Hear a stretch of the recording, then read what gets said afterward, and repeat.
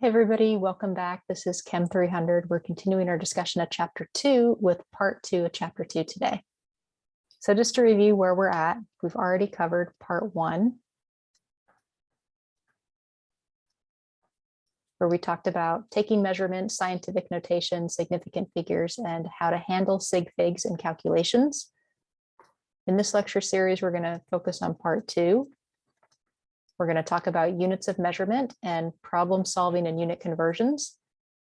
And then the final lecture series on Chapter 2 is going to be Part 3, where we'll talk about units raised to a power, solving multi-step conversion problems, and density. So let's continue our Chapter 2 with talking about units of measurement. So there's three main systems of measurement. The first is the English system. This isn't used very much in science due to the difficulty in converting between units. However, it's fairly common in the US still. So this is what you might already be most familiar with. Lengths in the English system are measured in feet, inches, yards, and miles. Volume is measured in gallons, quarts, cups, teaspoons, and tablespoons. Mass is measured in pounds and tons, ounces sometimes. Temperature is measured in degrees Fahrenheit, and pressure is measured in PSI, or pounds per square inch. Our second system of measurement is the metric system. This is what's most often used in science because unit conversions are based on multiples of 10, just like scientific notation. It's the most commonly used metric system in the world. Because it's based on multiples of 10, when you do a unit conversion in the metric system, the coefficient, if the numbers in scientific notation, is going to stay the same, like the numbers. What's going to change is the exponent part of the scientific notation, meaning you're just moving the decimal point left or right when you do a conversion in the metric system. So that's why it's often used in science. It's very easy to do metric system conversions, and you can double check that things are working out because the value is going to stay the same. The only thing that's going to change is the location of the decimal point. So in the metric system, your base units or primary units that are used are: for length, we use meters. For volume, we use liters. The base unit for mass is in grams. Temperature is in degrees Celsius. And pressure could be a variety of units. It could be bars, torrs, or atmospheres. And all of those are part of the metric system. In addition to the metric system, we have what's called the International System of Units, or SI system. This was adopted for global use in 1960, specifically for use in science. So this is based on the metric system. Many of the base units are the same. We can see for length, the base unit in the metric system is meters, and in the SI system, it's also meters. Mass in the metric system is grams. In the SI system, it's kilograms. So still based on the metric system, just a different prefix there. The international system was agreed upon globally so that when scientists are reporting key scientific values, we're all using the same units. So no matter where you're reporting your value from in the world, you can understand what's being reported in other places as well.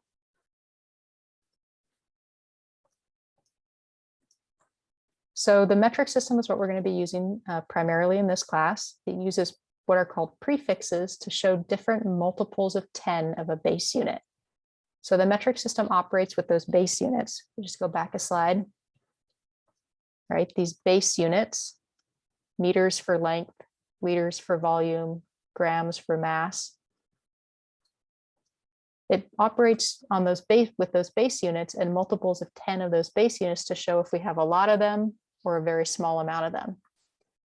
So the prefixes, just like scientific notation, allows us to talk about and write and compactly display very, very large and very, very small measurements, small units like small increments of meters or very large increments of meters, to be compactly written and displayed, just like using scientific notation. Because in science, we use sometimes really, really big numbers, and we sometimes use really, really small numbers. And so we have to have a way to write those succinctly in an easy to understand way.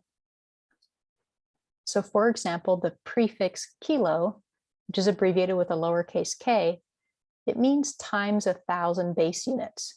And we could rewrite 1,000 as 10 to the third in scientific notation. So kilo means you take your number of base units and you multiply it by 1,000, and that's a kilo of that base unit. So if we're talking about 1 kilogram, what we're really saying is that we have one base unit, 1 gram, times 1,000. We just sub in the times 1,000 in place for the kilo, because kilo means times 1,000. So 1 kilogram is equal to 1,000 grams. This could also be written using scientific notation, because 1,000 can also be written as 10 to the third. If we converted this to scientific notation, we move our decimal point over, we get 1 times 10 to the third, which is just 10 to the third. So 1 kilogram is also, again, taking the kilo part and substituting what it mathematically means, times 1,000 in, is 1 times 10 to the third grams. So a kilogram is equal to 1,000 grams. This gets really handy when we're dealing with, if you can imagine, thousands upon thousands of grams. We'd have to be writing a whole bunch of zeros if we kept the unit in grams. So by converting them to kilograms, we get to work with much smaller numbers. So the metric system uses what's called a prefix table to show how the prefixes, these abbreviations, are related to the base unit. So this is the prefix table from your textbook. It's table 2.5.2. You're welcome to use this one to do your metric system conversions, but I'm also going to post one on Canvas that I personally like to use to do my metric system conversions. You're welcome to use whatever one kind of makes the most sense for you, but I wanted to show both of them so you know they're both here. So what the prefix table shows is it shows how the prefix here is spelled out giga, and its abbreviation is a capitalized G, what it means in terms of base unit. So a giga is a billion base units. So 1 gigameter is 10 to the 9th meters. If our base unit is meters in this example, we're talking about lengths. Mega is the next one. Its abbreviation is a capitalized M. So 1 megameter, 1 megameter equals 1,000,000 meters. And that's written here in scientific notation. 1 megameter equals 10 to the 6 meters. So the prefixes give us a way to very compactly, instead of having to write out 1,000,000 meters with all these zeros, we can instead just write 1 megameter. As you move down the table, this is starting out with large values, the prefix, and down at the bottom, they're representing small values of the prefix. So for example, a nanometer, which is abbreviated lowercase m, n, 1 nanometer is 1/1,000,000,000th of a meter.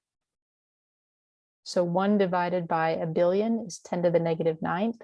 So 1 nanometer is 10 to the negative 9th meters. So the prefix table tells you the relationship between the prefix, for example, nano here, and the base unit. 1 nanometer is 10 to the negative 9th meters. So instead of writing 0.1, 2, 3, 4, 5, 6, 7, 8, 9 meters and potentially losing track of these zeros and dropping them and then ending up getting the wrong answer, it's much easier to just write 1 nanometer. And if we converted this long number to scientific notation, it'd be 10 to the negative 9th, which is equal to 1 nanometer. So the prefix table shows you the relationship between each of the prefixes and the base unit. So this is the one that I commonly use. I posted it online for you in the module this week, so you can check it out there. And again, you're welcome to use the one from your textbook as well. They show the same thing. They're just laid out a little different. So this one, what you do is you fill in the blanks with the base unit you're converting. So let's say I want to figure out how to convert between kilo, grams, and grams. I'd fill in the base unit grams in these blanks. And that tells me that 1 kilogram equals 10 to the third grams. And that's the relationship between kilo and grams. And we know 10 to the third is the same thing as 1,000. So 1 kilogram is 1,000 grams. Works all the way down. If you wanted to figure out the relationship between the prefix micro and the base unit, if we're still dealing with grams for our base unit, 1 microgram is 10 to the negative 6 grams. It's a very small fraction of a gram, 1/millionth of a gram. So since all the prefixes are based on multiples of 10, they correspond to scientific notation. So 1 microgram is 10 to the negative 6 grams, written in scientific notation. 1 nanogram is 10 to the negative 9th grams. So it just makes writing these units when you're dealing with very small amounts of measurements or amounts of stuff, or very large measurements or amounts of stuff, it makes it much more compact to be able to use the prefix to say, if you're dealing with a billion meters, to write 1 gigameter instead of a billion written out with all the zeros, meters. So let's kind of do a little bit of practice writing things using the metric system prefixes, as well as writing things in scientific notation to see how they connect to each other. So I did the first one here, filled it in already, 2,300 grams. And so we want to write that with the base unit in scientific notation. So if we converted this to scientific notation, it'd be 1, 2, 3 equals 2.3 times 10 to the third grams. Well, we could even more compactly write that using the prefix. So in place of times 10 to the third, we can put kilo, because from the prefix table, a kilo equals 10 to the third of the base units. And if I flip back to the metric system prefix table, we can check that. So from the prefix table, here's kilo.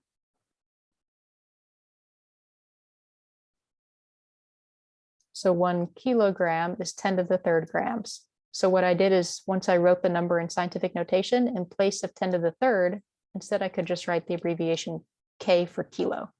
It just takes the place of the scientific notation to help us write these numbers even more compactly and succinctly. Let's do the next one. So we have 6,100,000 meters. Whole bunch of meters. So first thing, let's write it in scientific notation. So 1, 2, 3, 4, 5, 6. So I get 6.1 times 10 to the 6 meters. And then if I check the prefix table for what 10 to the 6th is in a prefix,